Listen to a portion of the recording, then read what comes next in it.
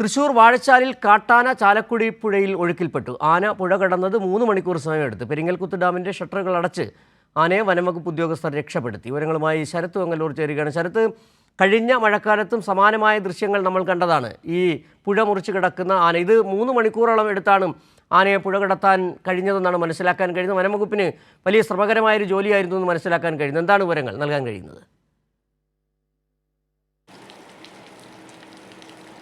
സിജു, തീർച്ചയായിട്ടും വളരെ ശ്രമകരമായ ഒരു ദൗത്യത്തിന് ശേഷമാണ് ഇത്തരത്തിൽ ഒഴുക്കിൽപ്പെട്ട ചാലക്കുടി പുഴയിൽ ഒഴുക്കിൽപ്പെട്ട കാട്ടാനയെ രക്ഷിക്കാനായത്.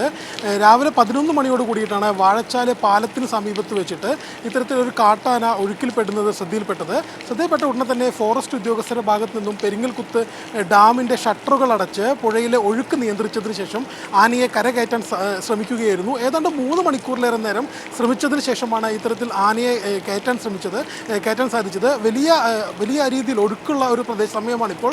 ചാലക്കുടി പുഴയിൽ ഇപ്പോഴത്തെ ജലനിരപ്പ് എന്ന് പറയുന്നത് ഡേഞ്ചർ സോണിന് മുകളിലേക്ക് വന്നുകൊണ്ടിരിക്കുന്ന ഒരു സാഹചര്യമാണ്. സ്വാഭാവികമായിട്ടും ഇത് വലിയ അപകടങ്ങൾക്ക് കാരണമായേനെ. ഈ ആന ഒഴുക്കിൽപ്പെട്ടു പോകുന്ന ഒരു സാഹചര്യം ഉണ്ടായിരുന്നെങ്കിൽ വലിയ അപകടം ഉണ്ടാകാൻ സാധ്യതയുണ്ടായിരുന്നു ആനയെ സംബന്ധിച്ച്. എന്നാൽ അതിൽ നിന്നും വലിയ ശ്രമകരമായ ദൗത്യത്തിന് ശേഷം, ഇത് 3 മണിക്കൂറോളം നീണ്ട വളരെ കഷ്ടപ്പെട്ട ദൗത്യത്തിന് ശേഷമാണ് ഇത്തരത്തിൽ ആനയെ രക്ഷിക്കാനായത്. സാധാരണ പരിശോധനയ്ക്കിറങ്ങിയ ഫോറസ്റ്റ് ഉദ്യോഗസ്ഥരുടെ അടുത്താണ് ആദ്യം നാട്ടുകാർ ഇത്തരത്തിലൊരു കാര്യം പറയുന്നത്. വാഴച്ചാൽ പാലത്തിന് സമീപത്ത് വെച്ചിട്ടാണ് നാട്ടുകാർ ഇത്തരത്തിൽ ആനയെ രാവിലെ 11 മണിയോടുകൂടി കാണുന്നത്. അപ്പോൾ തന്നെ ഇതുമായി ബന്ധപ്പെട്ടുകൊണ്ട് പെരിങ്ങൽകുത്ത് ഡാമിൻ്റെ ഷട്ടറുകൾ അടച്ചുകൊണ്ട് പുഴയിലേക്കുള്ള ജലത്തിൻ്റെ വരവ് നിയന്ത്രിച്ചുകൊണ്ടായിരുന്നു ഒഴുക്ക് നിയന്ത്രിച്ചത്. അങ്ങനെയാണ് ആനയെ രക്ഷിക്കാൻ കഴിഞ്ഞതെന്നാണ് നമുക്ക് മനസ്സിലാക്കാൻ കഴിയുന്നത്. സിച്ചു, ശരത്, ഏതായാലും ഈ ആന ഈ ശക്തമായ ഒഴുക്കിനെ തുടർന്ന് ചലിക്കാൻ കഴിയാത്ത സാഹചര്യത്തിലായിരുന്നു. അങ്ങനെ മണിക്കൂറുകളോളം നിന്നതിനെ തുടർന്നാണ് പിന്നെ വനംവകുപ്പ് എത്തിയത്, അല്ലേ?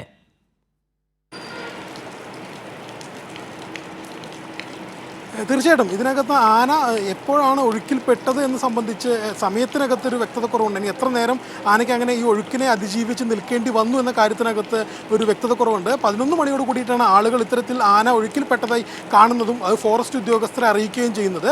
അതിനെ തുടർന്നാണ് ഇത്തരത്തിൽ ഡാമിൽ നിന്നും പുഴയിലേക്കുള്ള ജലനിരപ്പ് നിയന്ത്രിച്ച് ഈ ഒഴുക്ക് കുറച്ചതിന് ശേഷം ആനയെ കരകയറ്റി ദർശിച്ചു. ആനയ്ക്ക് പരിക്കുകൾ ഉണ്ടോ? എന്താണ് അത് സംബന്ധിച്ച് വിവരം?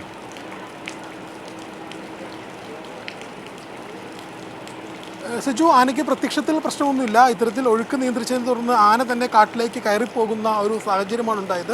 അതായത് ഇത്തരത്തിൽ ഇത്ര നേരം ജലത്തിൽ ഒഴുക്കുമായി മല്ലിട്ടതിൻ്റെ ചില ക്ഷീണമുണ്ട് എന്നതിനപ്പുറത്ത് മറ്റു രീതിയിലുള്ള ആരോഗ്യ പ്രശ്നങ്ങളൊന്നും പ്രത്യക്ഷത്തിൽ ആനയിൽ പ്രകടമല്ല. ആന തന്നെയാണ് കാട്ടിലേക്ക് കയറിപ്പോയത്. മറ്റ് സഹായമൊന്നും വേണ്ടി വന്നില്ല. ജലനിരപ്പ് നിയന്ത്രിച്ച് ഒഴുക്ക് കുറച്ചു കൊടുക്കുന്ന ഒരു സഹായം മാത്രമേ ആവശ്യമായി വന്നിരുന്നുള്ളൂ. സിജു.